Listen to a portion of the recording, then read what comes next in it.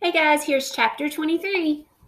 Kyle flipped over his lemon-scented super-duper bonus card and read what was written on the other side. You will find the ultimate version of this board game on the second floor balcony circling the rotunda. Huh? Said Akimi. What does that mean? I don't know. Let's roll out the paper and see. Akimi and Sierra helped Kyle anchor the edges of the scroll on the tiled floor. Okay, said Kyle.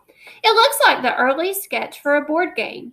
See the circle in the center of the other circle? That's probably where you place the spinner. You move your pieces around the 10 rooms. He stopped. Wait a second. What? Said Akimi. Do you recognize the game? Asked Sierra. Yep, said Kyle. I played it this week with my brother Curtis. It's Mr. Lemoncello's bewilderingly baffling bibliomania. It takes place in a make-believe library.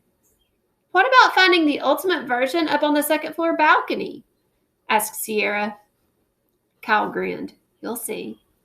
Coming up from the basement, Kyle saw Andrew Peckelman in the middle of the rotunda reading room, opening a long metal box sitting on top of the center desk. The holographic image of Mrs. Tobin was there, smiling patiently, as Peckelman pulled some kind of magazine out of the box. Miguel was also near the librarian's desk, apparently waiting for his turn for a consultation. That's the box we saw the robot pluck off the shelf, whispered Akimi. Kyle nodded. He motioned for the others to follow him and slipped around the circumference of the rotunda. Akimi and Sierra slunk after him. In the shadows on the far side of the room, they saw Haley Daly heading for the staircase they had just come up. Steps that would take her back to the basement. Kyle wondered if she'd found something else to crawl through. If so, he hoped it was bigger than a mailbox. Is this the real magazine? He heard Peckelman shout at the hologram. Yes, Andrew. This concludes your librarian consultation. Next. How may I help you, Miguel? Not so fast, snapped Andrew. I'm not done. Your consultation just concluded, said Miguel. Says who? The librarian. Miguel, said the hologram of Mrs. Tobin. What is your question? Sorry, bro. I told you. She's just like Mrs. Young'uns at school, snapped Peckelman. All the librarians like you better than me. Yo, ease up. You'll see, Mrs. Tobin. You'll all see. I'm going to beat Miguel Fernandez, big time. And when I win, I'm going to tell Mr. Lemoncello to fire you. She's a hologram, said Miguel with a laugh. You can't fire somebody who doesn't actually exist. Then I'll tell Lemoncello to pull her plug.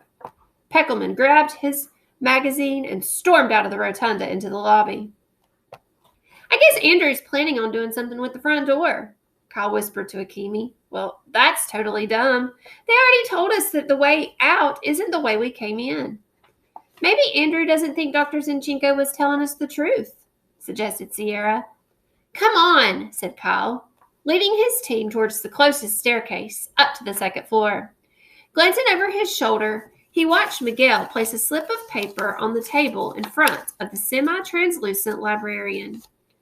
This item has been temporarily removed from the stacks, Miguel, said Mrs. Tobin. You will find it in a display case, next to the original Winkle and Grimble scale model. Let me give you that location. There was a grinding sound, like when movie tickets shoot up through the slot at the box office. Miguel snatched the small square of paper that popped up from the librarian's desk and spun around. He froze the instant that he saw Kyle, Akimi, and Sierra sneaking around the room behind him.